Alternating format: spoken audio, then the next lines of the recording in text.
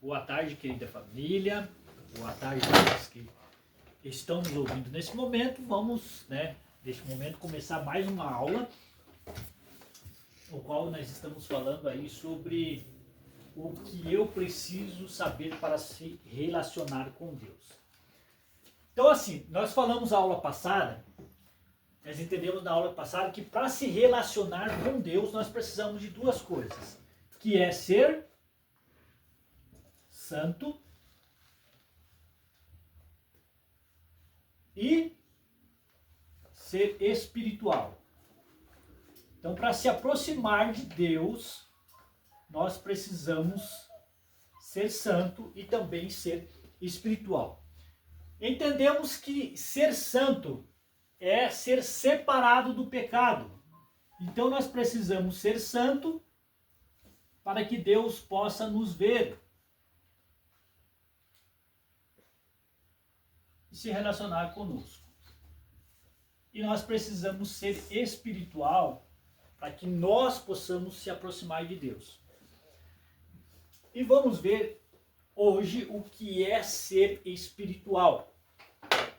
Vimos que é necessário a santidade, ser puro, ser santo, para que nós possamos se aproximar de Deus. E vamos ver hoje o que é ser espiritual, que há uma diferença entre os dois aí. Então, ser espiritual é alguém que busca incansavelmente as coisas do alto, as coisas espirituais. Ele quer se aproximar, o espiritual, ele quer se aproximar cada vez mais de Deus. Então, no entanto, ele vai deixando as coisas materiais, não dando foco nas coisas materiais e focando nas coisas espirituais. Então, isso é ser espiritual. E a espiritualidade tem a ver em ser cada vez mais parecido com Cristo. A ideia da espiritualidade é essa. Quanto mais parecido com Cristo eu sou, mais espiritual eu sou. Certo? Veja lá em Efésios, quem que vai ler vai ser a Luísa, lá em Efésios capítulo 4, do versículo 23 ao versículo 24, fala sobre a espiritualidade. Pode ler, Luísa. E vós renoveis no espírito do nosso sentido. E vós serias revistais o novo homem que segundo Deus é criado em verdadeira justiça e santidade. Olha só. E aí lá em Colossenses capítulo 3, versículo 1 e 2, ali o Adri que vai ler, define exatamente essa questão da espiritualidade.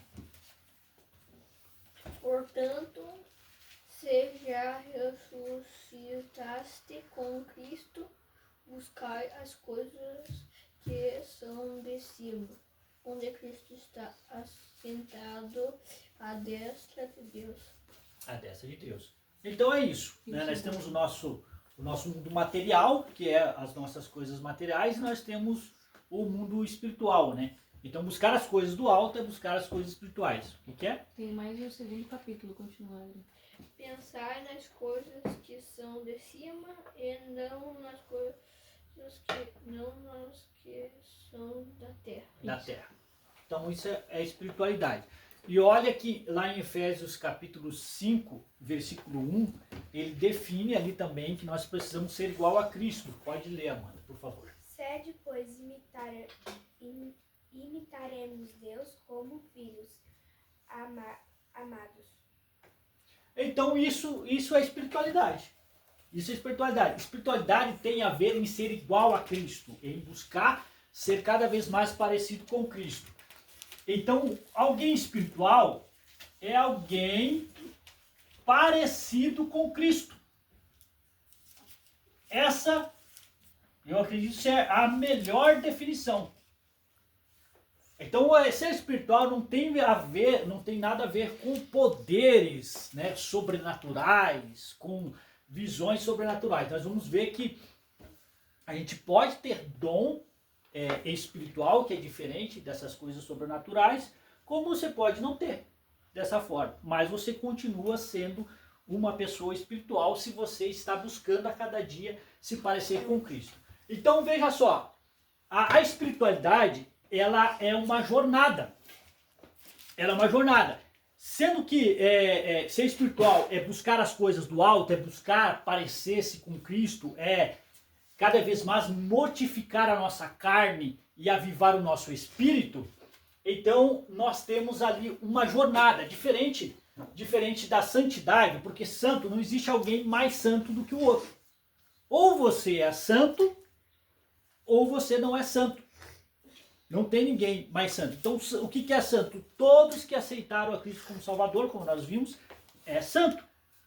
Ele vai continuar pecando? Vai continuar pecando. Todos vão pecar. Então não há diferença. Todos pecaram, né? Os seus pecados foram perdoados, mas nós começamos ali uma jornada com Cristo. A partir do momento do início dessa jornada, vai acontecer de nós pecarmos novamente. Mas nós precisamos se arrepender, pedir perdão e deixar aquele pecado.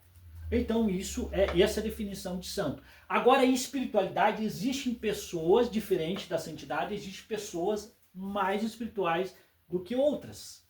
Né? Existem níveis de espiritualidade. Essa é a diferença. E a espiritualidade é o que te vai fazer você não pecar. Então, quanto mais espiritual você for, menos você vai pecar.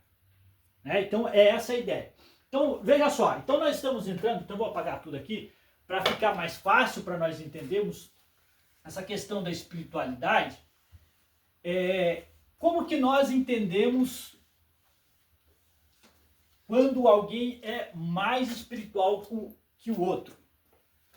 Eu separei em 3 níveis para vocês entenderem melhor. Nós entramos aqui, ó, numa batalha espiritual quando nós aceitamos a Cristo, certo? Ao qual, quem que é os nossos inimigos nessa batalha? Ela lembra? A carne, o mundo e o diabo. Então esses são os nossos inimigos, né? Muito bem, parabéns, Zé.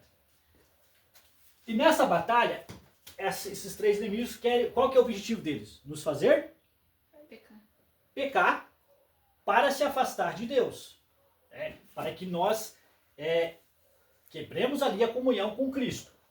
Nessa batalha espiritual, quando nós começamos a nossa jornada, melhor, vamos fazer o seguinte, eu vou apagar aqui batalha espiritual e vou mudar o título, vou colocar jornada, que explica melhor, a nossa jornada da fé. Então nós entramos nessa batalha, que o diabo quer nos impedir de sermos igual a Cristo. E fazer com que nós não entremos nessa jornada, nós paremos essa jornada. E qual que é o objetivo dessa jornada? O objetivo qual que é, vocês lembram? É ser igual a Cristo. Esse é o nosso objetivo. Quando nós aceitamos a Cristo, o nosso objetivo, o nosso alvo é Cristo. Então, quando nós erramos o alvo, o que acontece? Nós pecamos. Lembra que nós vimos que errar o alvo, pecado é errar o alvo. Então o diabo quer que nós venhamos errar este alvo. Então o nosso objetivo é sermos igual a Cristo, estar no mesmo nível de Cristo. Esse é o nosso objetivo. Mas quando nós aceitamos a Cristo, nós começamos a jornada já igual a Cristo? Não, nós começamos a nossa jornada lá embaixo, né? Deixa eu pegar aqui outra. Então nós começamos aqui, ó. Aqui embaixo, ó. Certo? E para nós chegarmos a ser igual a Cristo, nós temos a nossa jornada até lá. Mas o objetivo é chegar lá. E a Bíblia fala que aqueles que começam essa jornada, eles são chamados de neófito. Neófito é uma palavra grega e também do latim que significa recém-plantado. E é o recém-convertido. É a definição do recém-convertido, aquele que começa a sua jornada. A Bíblia também chama os neófitos de menino, significando, né, que ele está no início da sua jornada. Então essa jornada nossa, ela tem 3 fases. Aí ela tem a segunda fase, que é a maturidade cristã. Alguém que já é maduro na fé.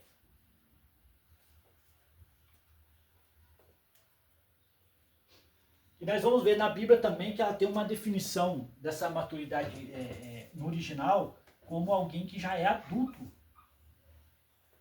Alguém que já é um adulto na fé.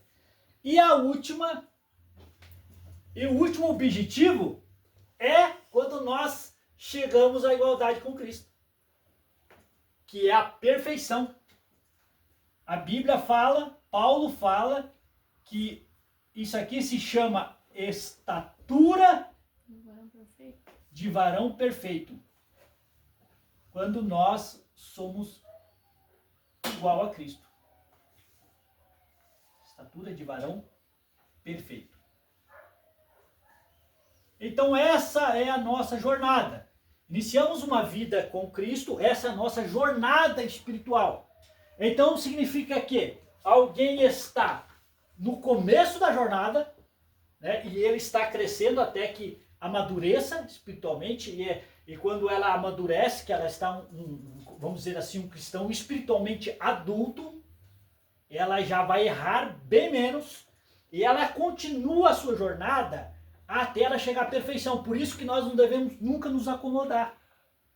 Chegar o momento que nós, não, já aprendi tudo, já sei de tudo. Não, você só vai saber de tudo, você não vai aprender mais nada só quando você chegar na perfeição.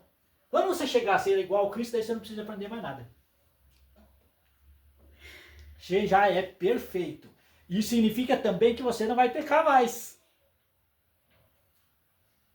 Você chegou um nível de espiritualidade que você não vai pecar mais. Será que isso é possível, Vânia? Então, isso que eu ia perguntar agora.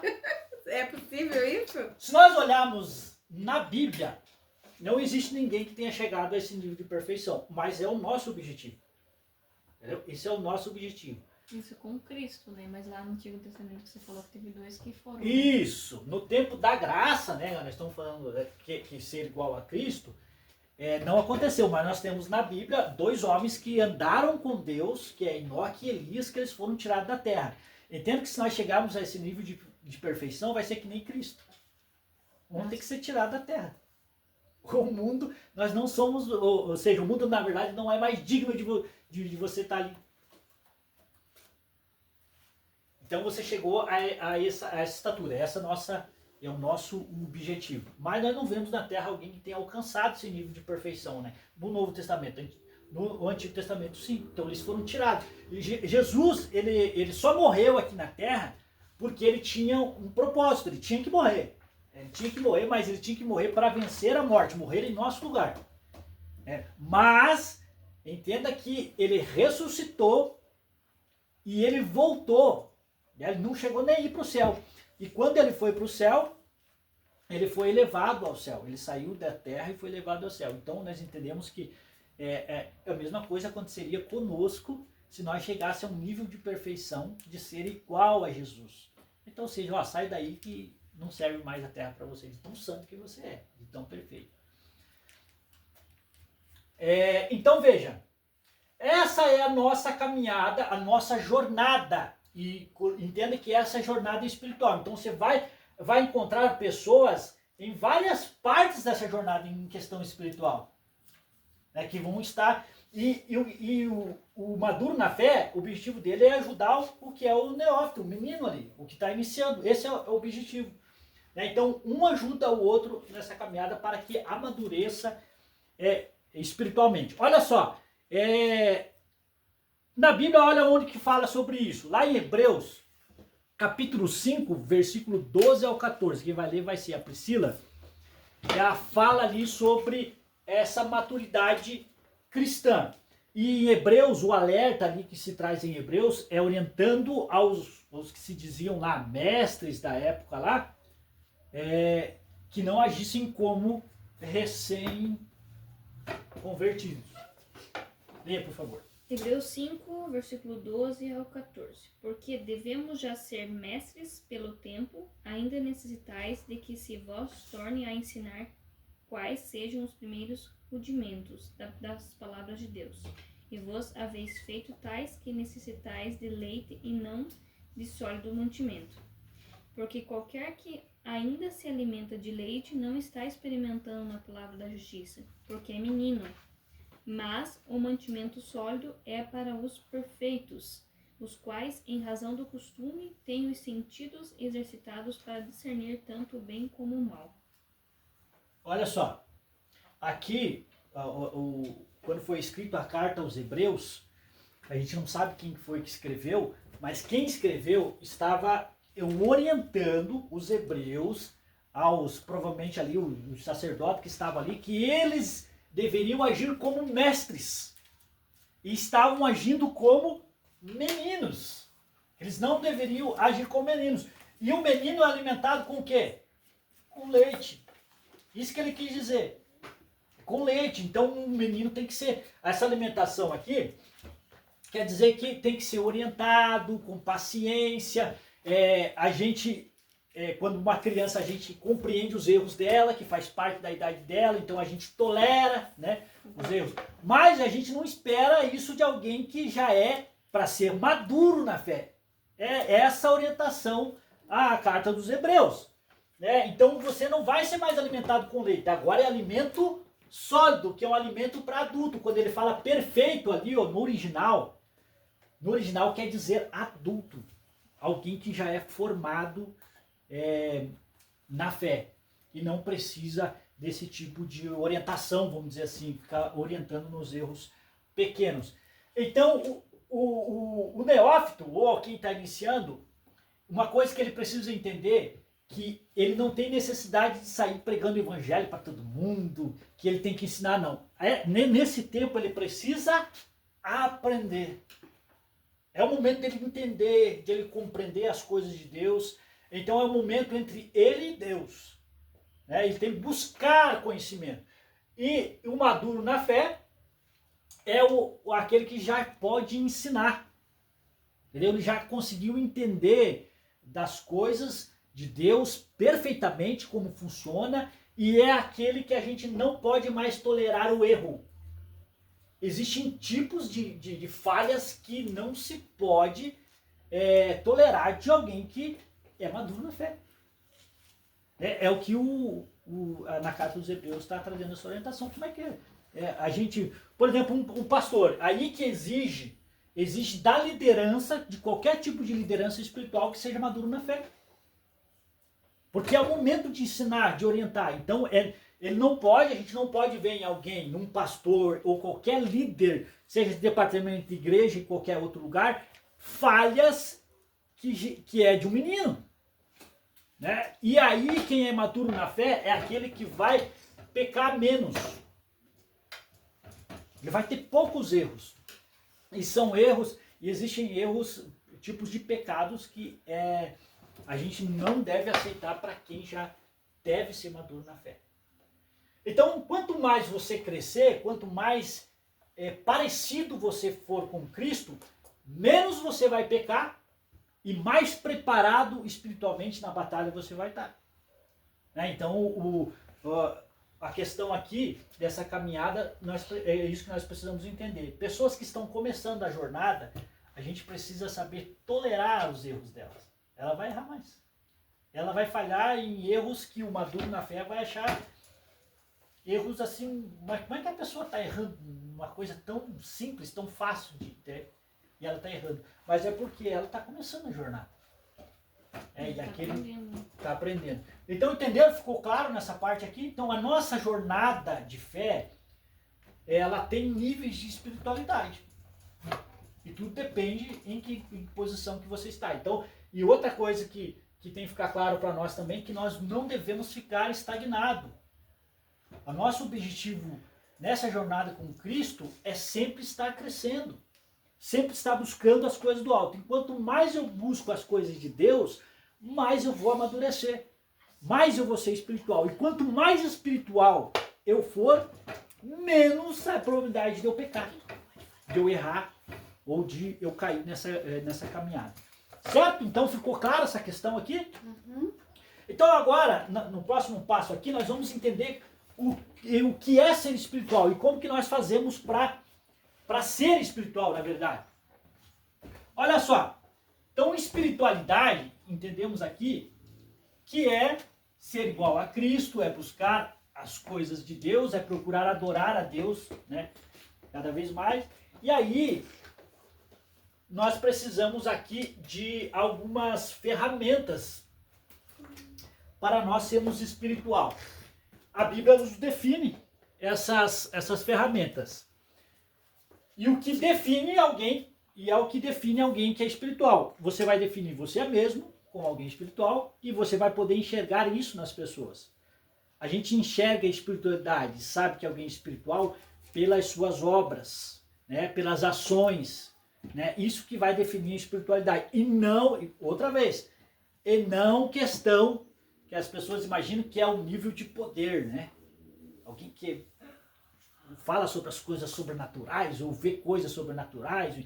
Não tem nada a ver com espiritualidade isso. Não tem nada a ver. A espiritualidade tem a ver com as ações dela, o que ela faz, o que ela fala, como ela age. E essas ações demonstram que ela é parecida com Cristo. Então ela é uma pessoa espiritual. Então vamos lá.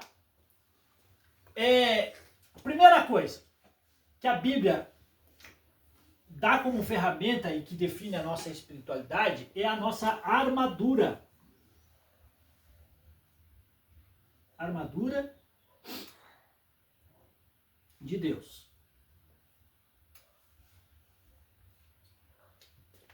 Certo? Então nós entramos, a espiritualidade, lembra que ela nos protege na nossa batalha espiritual.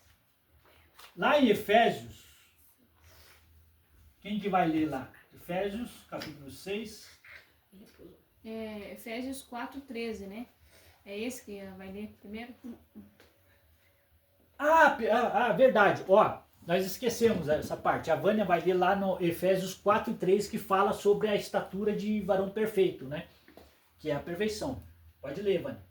Até que todos chegamos à unidade da fé e ao conhecimento do Filho de Deus, o homem perfeito, à medida da estatura completa de Cristo. Tá vendo? A medida, estatura completa de Cristo. Esse daí é o versículo que você falou, do estatura do varão perfeito. Isso, estatura de varão perfeito. Então, existe algumas versões que ela fala ao pleno conhecimento de Cristo.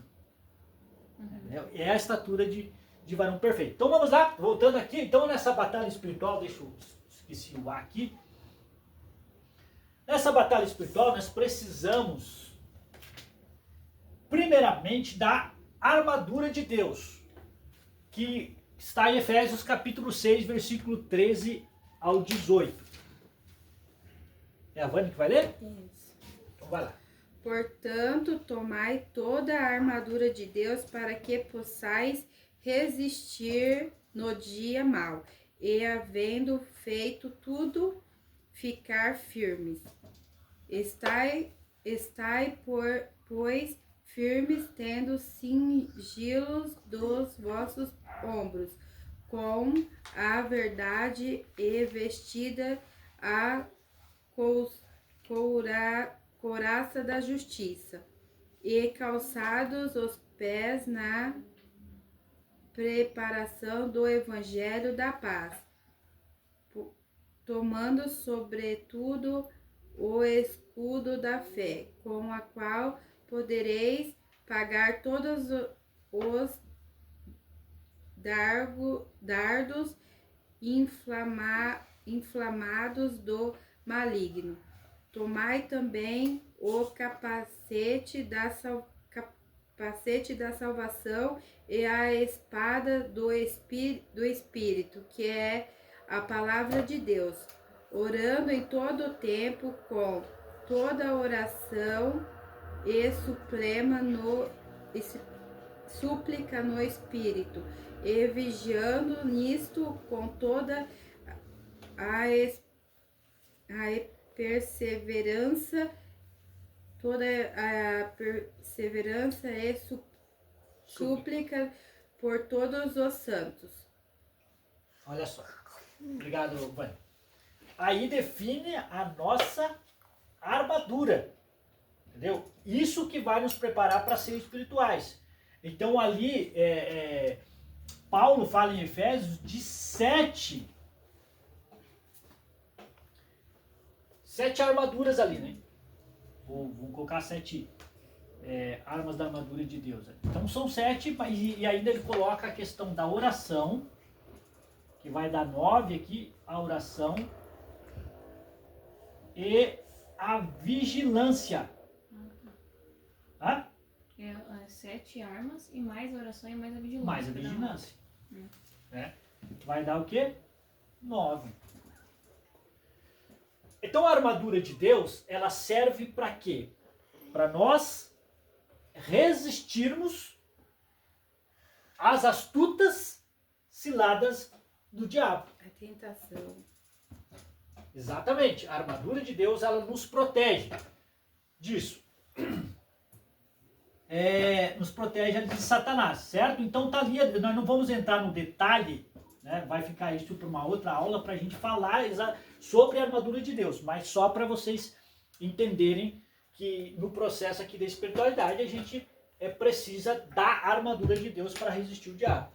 E aí vai ser gerado em nós aqui um fruto.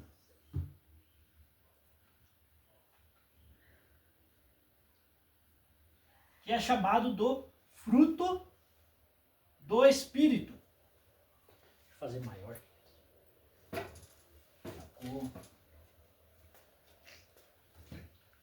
escrever aqui. Fruto do Espírito.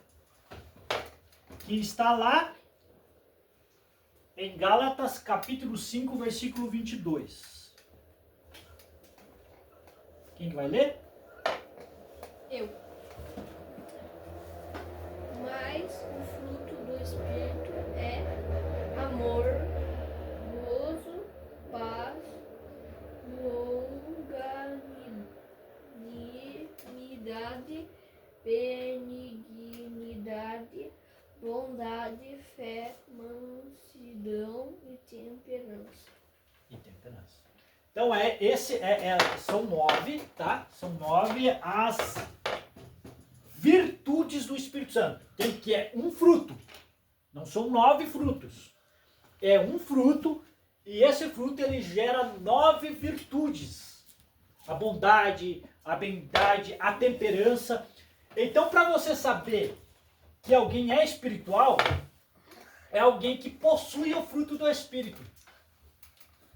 Essa pessoa é espiritual. É uma pessoa que tem a bondade, é a pessoa que é benigna, é a pessoa que tem fé, é a pessoa que tem amor, é a pessoa que tem temperança. Então ela é uma pessoa espiritual. Ela foi gerado nela o fruto do Espírito. Essa O temperança... que é temperança? Essa temperança, ela entra no domínio próprio? Domínio próprio. Que algumas traduções colocam como domínio próprio. Né? Domínio próprio. Algumas traduções é domínio próprio. Domínio próprio ou equilíbrio, a pessoa consegue ter equilíbrio, ter controle, né? Isso, exatamente. Então, certo? Então ela possui a armadura de Deus e ela tem o fruto. É gerado dentro dela o fruto do Espírito. E todas as pessoas espirituais, elas possuem agora dons. Já foi. Ela possui dons espirituais. Quem que vai ler lá? 1 Coríntios 12, 7 a 11. Isso. Mas a manifestação do Espírito é dada a cada um para o que for útil. Porque a um, pelo Espírito, é dada a palavra da sabedoria, e ao outro, pelo mesmo Espírito, a palavra da ciência, e ao outro, pelo mesmo Espírito, a fé, e ao outro, pelo mesmo Espírito, os dons de curar, e ao outro, a operação de maravilhas, e ao outro, a profecia, e ao outro, o dom de discernir os espíritos, e ao outro, a variedade de línguas, e a outro a interpretação das línguas. Mas um só é o mesmo Espírito opera todas essas coisas, repartindo particularmente a cada um como quer. Bem, obrigado. Então vocês viram que são quantos dons ali? São também 9. Olha, tô 9. São 9 dons espirituais. Então, o espiritual, a pessoa espiritual, o crente espiritual, ele vai ter dons espirituais no fruto e vai ter a armadura de Deus. Os dons, se vocês observarem ali, não são todos os dons que são dons sobrenaturais, de poder. Existem os dons de poder, existem os dons de sabedoria, de palavra. Então, isso não quer dizer que o fato de uma pessoa, por exemplo, um dom ali que é a variedade de línguas, que é a interpretação de línguas, que são dons de poder sobrenaturais, não significa que a pessoa que não tenha esse dom, ela não é espiritual, mas ela vai ter outro dom. Mas tipo assim, ali fala sobre os dons de línguas, né? Mas tem... Não sei se eu posso falar isso aqui. Vale? Pergunte, tu tá aqui perguntando. Tem umas igrejas aí que fica enrolando a língua lá, você não entende nada do que eles estão falando. E eu não acredito nessa linguagem deles que eles falam aí, porque isso aí, pra mim, eu acho que é coisa da cabeça deles. Assim, não tem nada a ver aquilo ali. É o que eu penso. O problema é o seguinte, nos dias atuais, né, o que eu penso. O dom de variedade de línguas, ele tem dois tipos, eu não lembro os dois termos dele. Mas existe uma que o próprio Paulo fala da língua dos anjos, que é um dialeto que você não vai entender, que não faz parte da terra. Então a pessoa vai pronunciar ali e você não vai entender, certo? E tem outras línguas que as pessoas vão falar que é a língua da terra, só que não é a língua dela. Foi o que aconteceu no dia do Pentecostes, quando eles receberam o Espírito Santo. Porque quando Jesus partiu, Jesus deu a seguinte orientação para os discípulos, ficai em Jerusalém até que do alto sejam revestidos de poder. Então, antes que eles fossem, Jesus deu uma orientação assim, vai, prega o evangelho. Sai e prega o evangelho por todo o lugar. Só que ele falou, antes de vocês saírem, pregar esse evangelho, esperem que vocês vão ser revestidos de poder. Ficai em Jerusalém. E esse revestimento de poder, ele aconteceu no dia de Pentecostes, no dia da festa de Pentecostes. E eles receberam o Espírito Santo, todos eles receberam o Espírito Santo, porque o Espírito Santo não estava ainda na terra. Jesus tinha partido e ele pediu para esperar até que o Espírito Santo viesse capacitar. E todos nós temos essa capacitação hoje. Porque todos que aceitam a Cristo como seu Salvador, ele recebe o Espírito Santo. Então tem essa capacidade. E eles receberam, eles não tinham ainda. Então eles receberam o Espírito Santo e foi, tanto que os pentecostais hoje, que acreditam nas línguas estranhas e tudo, ele vem desse nome do dia de Pentecostes. E aí o que aconteceu? Eles começaram a falar em outras línguas. Porque nessa festa de Pentecostes vinha um monte de gente, não era só os judeus, mas vinha de todas as regiões. Vinha grego, vinha romano, vinha de outras regiões lá, de pessoas que falavam outras, que não entendiam a língua deles. E eles começaram a falar que todos entendiam. Mas o que esses dois estão falando que eu estou entendendo tudo e eu não entendo a língua deles? Então esse é a língua em que dá entendimento para os outros, a língua da terra, sabe? A pessoa passa a falar, alguém começa a falar a língua que ela não sabe que língua que ela está falando, mas é a língua para outra pessoa entender. Então tem esses dois tipos, certo? A questão é que tem muitas pessoas que falam por impulso próprio. Enrolam a própria língua e falam. Até porque Paulo, ele dá uma certa orientação, porque essa variedade de línguas, ele fala assim, que não é o que acontece nas igrejas. As igrejas agem totalmente de forma diferente da orientação de Paulo. Paulo orienta assim, Se alguém falar língua, vamos supor que nós estejamos num culto, se alguém falar língua estranha, né, que é a língua dos anjos, língua que você não vai entender, tem que haver um intérprete. Porque o teu entendimento, quem está ouvindo, acontece o que você está dizendo. Você ouve e não entende, acha estranho. Até para quem está visitando, por exemplo, uma igreja onde tenha pessoas falando línguas estranhas, as pessoas ali não vão entender. E vão achar loucura aquilo ali. Então Paulo fala assim, ó, olha, se for para falar língua estranha, que fale no máximo acho que dois ou três que ele fala isso, no máximo, e que haja intérprete. Eu acredito na língua, no caso, estranha, assim, que eu não conheço. São línguas normais, tipo, língua portuguesa, língua inglês, tipo, inglês, o espanhol, até o... esqueci outra língua lá. Enfim, as línguas porque, né, cada país tem uma forma de língua. Aí sim, a pessoa chega lá falando inglês, claro que eu não vou entender o que ela fala, porque eu não falo inglês, eu falo português. Aí se aquela pessoa vai lá e vai pregar em inglês, aí tem um tradutor, isso pra mim é o que é certo. Entende? Pra mim, o certo é isso. Aí a pessoa vai traduzir pra mim o que ela tá falando. Pra mim, a língua estranha que é falada aqui na Bíblia é nisso. É nessas línguas assim. Então, mas a questão ali que Paulo fala das línguas dos anjos. Ele fala, e tanto que existe essas línguas estranhas ali, tanto que ele fala que haja interpretação de línguas. E isso é espiritual, isso não é material. Entende? Então, assim, interpretação de línguas é um dom espiritual e falar línguas estranhas também é um dom espiritual.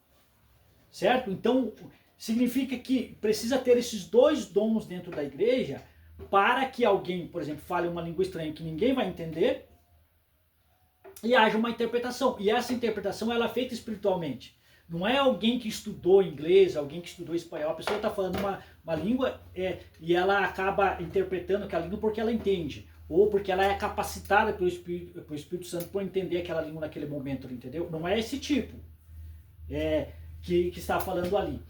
Então, até porque quando alguém fala em língua estranha, se ela falar em outra língua, por exemplo, natural, as pessoas vão entender, não precisa de intérprete. Se alguém falar uma língua diferente para você lá, você vai entender.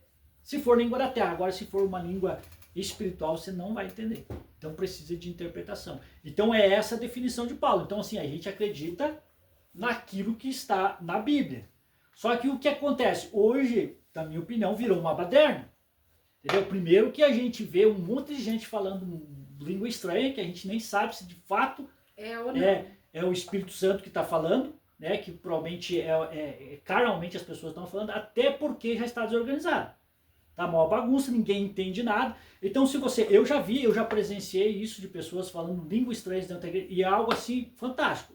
Porque vou dar um exemplo para você, você entra numa igreja grande, um monte de gente, e a maioria das pessoas não se conhece ali, até pelo tamanho da igreja. Aí tá um lá na esquina, e tá o outro lá atrás. De repente alguém levanta lá e o outro levanta atrás. Numa sincronia perfeita. Ninguém se conhece. E um começa a falar língua estranha e o outro começa a interpretar. Eu já vi isso também na igreja. É lindo de ver porque fica um silêncio. Um silêncio. E na hora, a própria igreja sente, o pastor está falando ali, sente. Agora, é totalmente diferente de muitas coisas que você vê.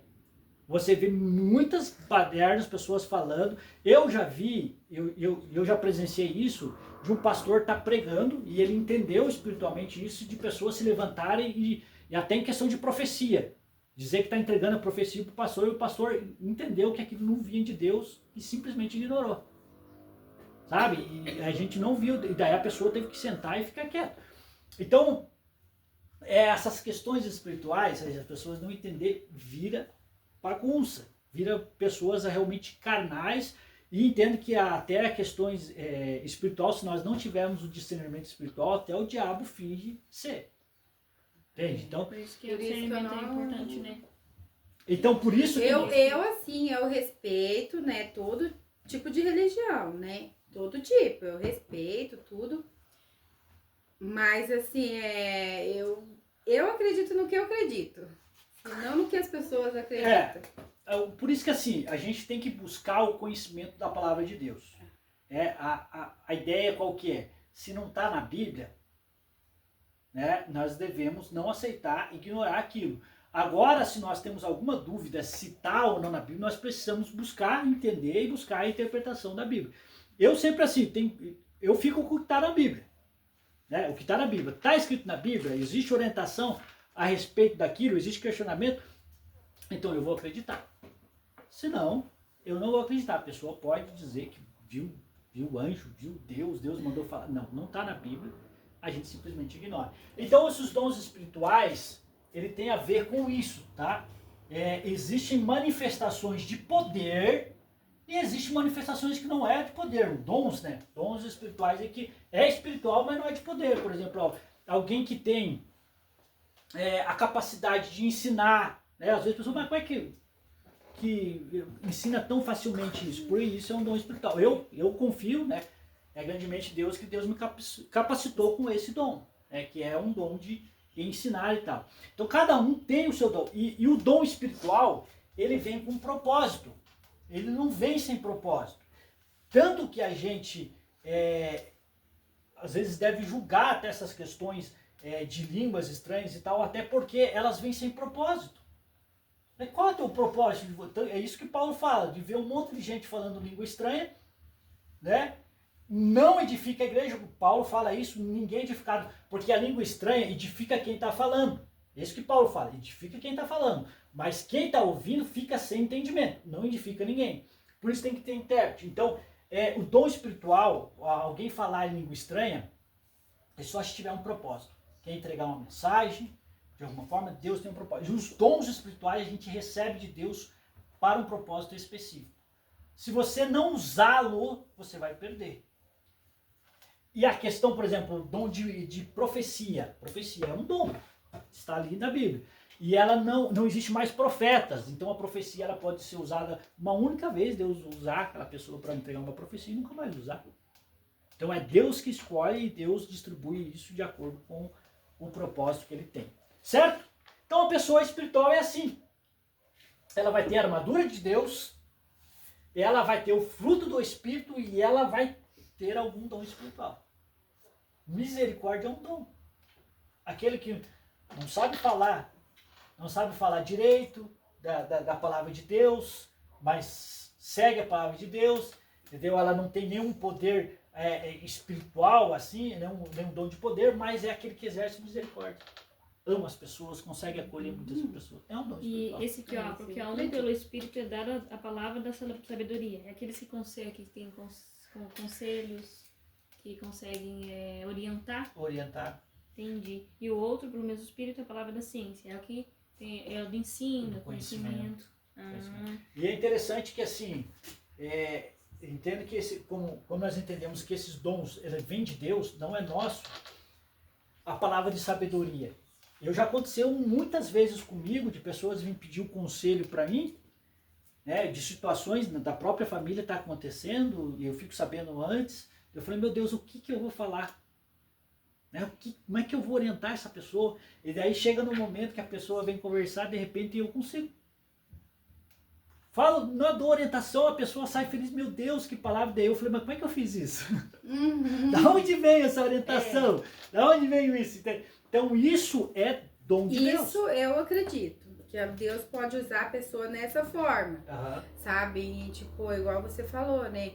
Saber a questão familiar e tentar orientar essa pessoa, o jeito certo, com a palavra de Deus. Isso sim, eu acredito. Então tá, fechou aqui? Entendemos o que é uma pessoa espiritual. Aí assim, a gente, em um outro momento a gente fala sobre os dons espirituais, cada um, como que funciona cada um, a respeito do fruto do Espírito e da armadura de Deus. Mas, por enquanto é isso, uma pessoa espiritual é a pessoa que possui essas 3 características aqui, tá? E como nós estamos numa batalha espiritual,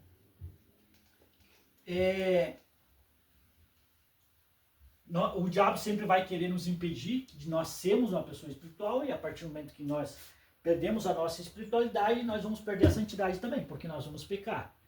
Certo? Outra característica de uma pessoa espiritual, que eu, não uma característica, mas para nós entender melhor como que funciona, é que assim, Jesus ele fala o seguinte, que ele é a videira e nós somos os ramos, certo? Deixa eu colocar aqui para ficar mais fácil. Então Jesus, ele é a videira. E nós somos o quê? Os ramos. Então nós precisamos estar ligado em Jesus, certo? A partir do momento que nós aceitamos a Jesus, nós somos enxertados em Jesus, na videira. E se nós estamos ligados em Jesus, nós vamos dar o quê? Nós vamos produzir o quê? Fruto.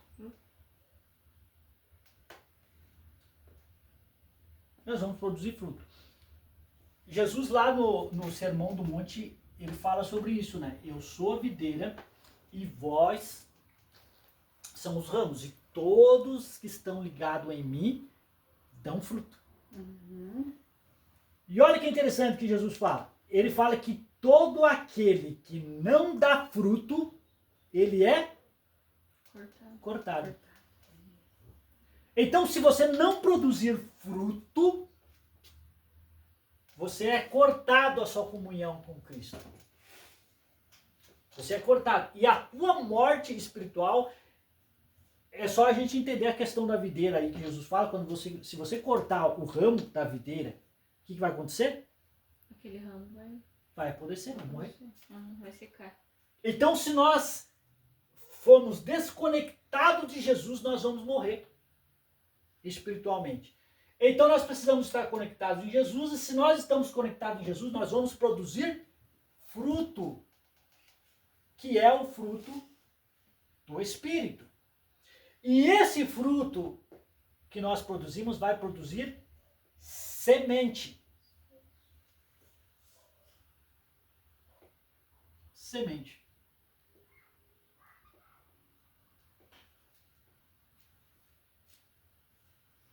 E o que é essa semente? É a palavra de Deus. Quando nós produzimos fruto, nós vamos pregar o Evangelho. Então esse é o processo da espiritualidade. Se nós temos Jesus, nós vamos produzir fruto, e desse fruto nós temos uma semente para nós espalharmos. Através do nosso comportamento, através das nossas ações, através da nossa vida ou do nosso falar. Quando nós estamos falando, nós estamos anunciando a palavra de Deus, nós estamos pregando. Então nós estamos espalhando a semente do Evangelho. E essa semente, ela vai encontrar, quando encontrar uma terra boa, ela vai crescer também. E ela vai também produzir fruto. E aí ela vai produzir semente também. E esse é o ciclo. Para que a gente que entra sejam espirituais. Parábola do semeador, né? Do semeador. Que é uma outra parábola, né? Que ele fala, né? Que se for por exemplo, entre as pedras e tal, vai ser sufocado, então não vai continuar, né? Não vai perder, não vai ter raiz, né? E quando for uma terra boa, ele vai frutificar e vai criar. Vai crescer. Vai crescer. Então, certo? Entenderam aqui essa parte aqui? Para a gente encerrar, olha só, nessa batalha espiritual, para a gente vencer ela, nós precisamos mortificar a nossa carne, certo? Lembra lá, quando nós falamos sobre a tricotomia, nós somos feitos de corpo, alma e espírito. Alma e espírito. Corpo, alma e espírito. Né?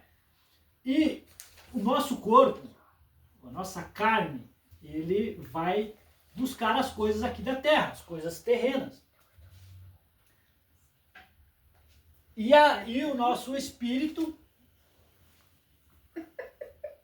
ele vai buscar as coisas e espirituais, certo?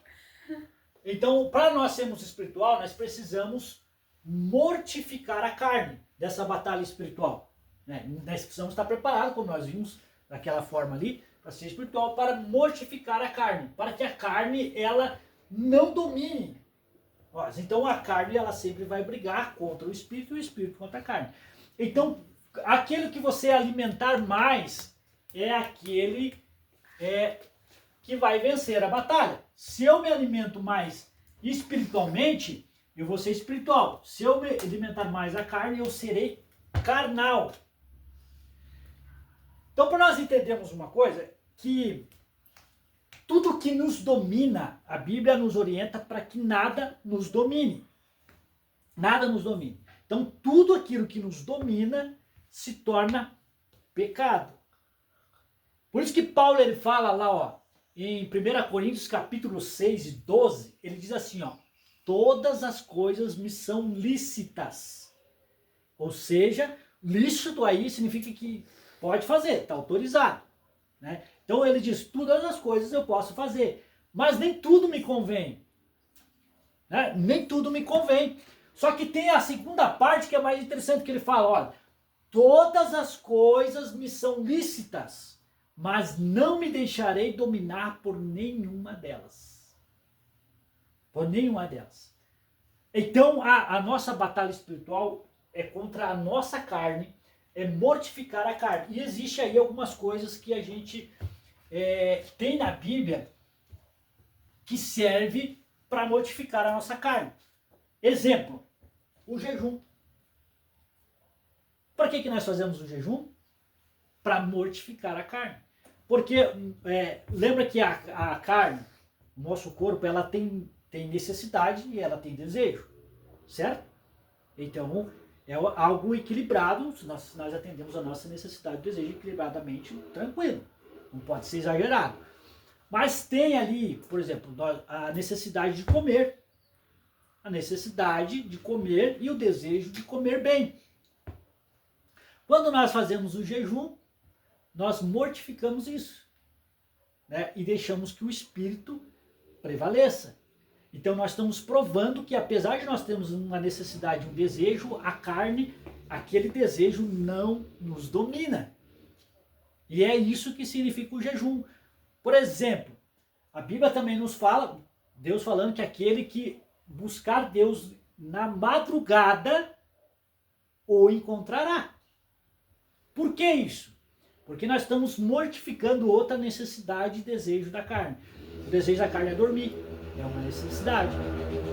E dormir bem. Mas levantar de madrugada não é fácil, porque você vai ter que mortificar o desejo ali da carne.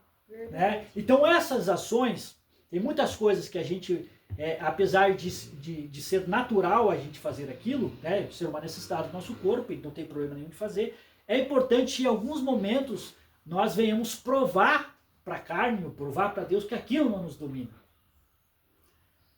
Tanto que Paulo ele dá uma orientação também até na questão sexual, que é uma necessidade, né, de todos os casais. É uma necessidade. Mas Paulo orienta assim que em algum momento você tire só um momento para Deus. Não por muito tempo, mas de comum acordo, né, para que o diabo não tente, mas que você tire esse momento somente para Deus, que é você sacrificar uma necessidade, um desejo da sua carne. Mas é pecado não fazer jejum? Não. O jejum tem que fazer, eu vejo na Bíblia que o jejum, se a gente fazer, a gente não precisa mostrar para as outras pessoas que estamos em jejum, né? Sim. Porque o jejum, o objetivo do jejum é esse. Mas ele vai alimentar o espírito. Alimentar o espírito, entendeu? Às vezes, se você vê que você tem uma necessidade de fazer jejum, eu acho que é até interessante, por exemplo, nossa, eu não estou separando um momento para Deus, eu estou dando mais foco em comer bem, em ficar saindo, em comer em restaurante e tal. Sabe, quer saber de uma coisa? Vou fazer um jejum. É essa questão. Poxa, estou me esquecendo de orar. Eu falei, mas eu acho que é o momento que eu vou levantar nessa madrugada para conversar com Deus. Vou parar de dormir tarde, eu dormi muito. Então é só nesse sentido. Entendi. O que é a questão aí, Vânia? É que essas questões de espiritualidade não é que não existe errado nessa parte. Ah, se eu deixar de orar, se eu deixar de ler a palavra de Deus, se eu deixar de visitar a minha família, que é uma parte da espiritualidade, que é a comunhão entre os irmãos, se eu vou deixar de ir para a igreja, se eu deixar de escutar um hino, mas isso eu vou pecar? Não vai. Mas a questão é que você não está alimentando o espírito quando você deixa de fazer isso. É verdade. E a probabilidade de você pecar é maior. É mesmo. Entendeu? Então, por isso que nós devemos estar sempre em constante crescimento, lendo a palavra de Deus, orando, a orientação de vigiar, buscando as coisas do alto para que a gente esteja mais preparado para não pecar. A única coisa que te condena é o pecado. É só isso. Se você pecar, você se afasta de Deus e você perde a comunhão com Deus e perde a salvação. E a espiritualidade tem a ver com te preparar mais para ser cada vez mais parecido com Deus. Mas em questão do jejum e acordar de madrugada, mas não é fazer a barganha com Deus, né? Tipo assim, porque tem gente que eu mesmo já fiz isso, né? Mas eu não conhecia a palavra de Deus. Tipo, eu falava assim, muita gente faz isso, eu acho ainda. Eu vou fazer jejum de não comer pão para ganhar alguma coisa. Tipo, eu preciso fazer uma prova para passar no Enem ou alguma coisa assim. Vou fazer esse jejum para que eu ganhe isso. Muitas vezes eu cheguei a fazer isso, mas igual eu falei, eu não conhecia a palavra de Deus. Então, o jejum é não fazer barganha com Deus, né? Perfeito, perfeito. Eu, na minha opinião, também eu concordo com você. Questão de jejum, questão da oração mesmo, oração de madrugada, não é barganha com Deus. Você não vai fazer com o propósito de ganhar algo. Entendeu? Essas ferramentas, a oração, o jejum, a leitura da palavra, elas têm como objetivo de te capacitar mais, de preparar mais você para que você não peque e para que você se aproxime mais de Deus. É esse o objetivo. Então, as nossas necessidades, Deus já sabe. Entendeu? Deus já sabe a nossa necessidade, o que nós precisamos. Então, até na questão da oração, nós devemos orar menos pedindo coisas para Deus, mais agradecendo. É porque Deus sabe da nossa necessidade. E Ele vai suprir a nossa necessidade. E a gente lendo a Bíblia, a gente vê que está escrito lá que todas as coisas contribuem para o bem daqueles que servem a Deus. Que outra coisa que eu preciso? Ficar pedindo para Deus. E a Bíblia também fala que praga nenhuma entrará em nossa tenda, no nosso lar. Entendeu? Então, assim, o nosso foco deve ser buscar a Deus. Jesus também fala no Sermão da Montanha, que diz assim, buscai primeiro o reino de Deus, né? E todas as suas necessidades serão acrescentadas. Tudo aquilo que você precisa, o comer, o beber, vai ser acrescentado. Você não precisa buscar isso. Então, concentre-se em buscar o reino de Deus. E ele também diz assim, ó, isso é lá em Mateus, acho capítulo 6, que é o Sermão da Montanha, ele fala, ajuntais tesouros no céu, onde a traça e nem a ferrugem corrói e nem o ladrão rouba. Então, esse é o nosso objetivo como cristão. Ser espiritual é focar nas coisas espirituais, focar nas coisas do alto, né? E deixar as coisas da terra para lá. Então, quanto mais nós focamos em pedir as coisas para Deus, significa que nós estamos focando aqui na terra. Deus, eu preciso daquilo, Deus sabe a tua necessidade. Então, esquece isso aí para lá. Vamos focar em buscar aí a presença de Deus, buscar a intimidade com Ele, buscar adorar Ele, né? Que é isso que Ele quer de nós. Então, você diz assim, no caso do jejum, seria interessante se vai fazer um jejum com o propósito sempre de alimentar o espírito, não pedir alguma outra coisa, só para se aproximar de Deus. Exatamente. No entendimento da Bíblia é isso, é que as pessoas acabam mudando isso, né, o foco. Não, vamos fazer propósitos, vamos fazer oração, jejum nesse sentido, mas eu não vejo explicação bíblica para isso, né? Não é o foco. Né? Toda a Bíblia, se você ler, ela sempre nos leva a só buscar a presença de Deus. E a louvar a Deus. A louvar a Deus. Pelo qual motivo, qual propósito? Adoração. Adoração. Comunhão. Estar próximo dele. né? E não pedir coisas, não propósitos por alguém. A gente deve orar ali, que nem o Paulo fala, a questão da oração de súplicas, né? Mas isso é referente não a você, para outras pessoas. Para que Deus alcance outras pessoas, para que Deus... Essa oração deve ser sempre nossa. Agora, para nós, você está na presença de Deus, você está buscando, não se preocupe. Todas as coisas, Deus vai atender. As tuas necessidades, Deus vai atender. E Deus nos surpreende. Isso eu aprendi. A cada dia eu tenho aprendido isso, que Deus nos surpreende. Ele dá além do que a gente imagina, né, que a gente vai ganhar dele. Ele sempre surpreende mais. E quando, por exemplo, quer alcançar alguém, quer interceder por alguém, daí dá pra fazer sem um propósito, né, que nem você falou. Uma causa assim, que seja pro reino, não especificamente pedir coisas materiais para essa vida, mas digo coisas espirituais, assim. Por exemplo, uma salvação de alguém, alcançar alguém. A gente pode, eu acredito sim que fazer um propósito, né? Campanha de oração, assim, lá na Bíblia, ela fala que o povo se reunia para interceder. Havia intercessão, sabe? Isso é bíblico. Então o povo se reunia lá, não, vamos com esse propósito de interceder por Paulo, interceder por, né, os que estão no Evangelho. Então a gente pode fazer, né? Se a pessoa, vamos fazer um propósito, vamos orar toda essa noite com o propósito de salvação, eu não vejo, né, problema nenhum, até porque isso é bíblico, né? Mas a gente buscar em causa própria, que eu não vejo sentido na Bíblia. Entendi. Certo?